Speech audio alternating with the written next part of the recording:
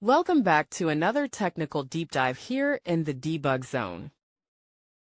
Today we're tackling a big question and breaking it down with insights from other users. Hopefully this clears up some misconceptions and helps you get the answer you need. So buckle up, stay a little curious, and let's jump right in.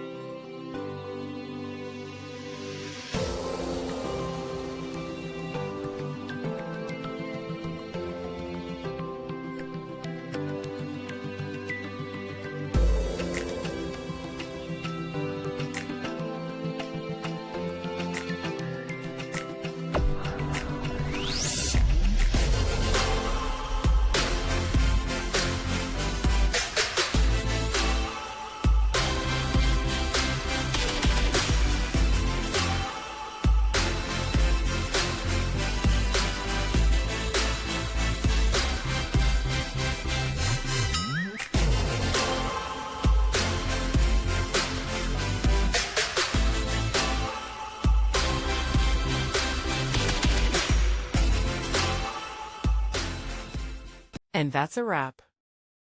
I hope you found the answer you were looking for. If you did, take a second to hit that subscribe button. It really helps out. And let me know in the comments which solution worked best for you. See you next time in the debug zone.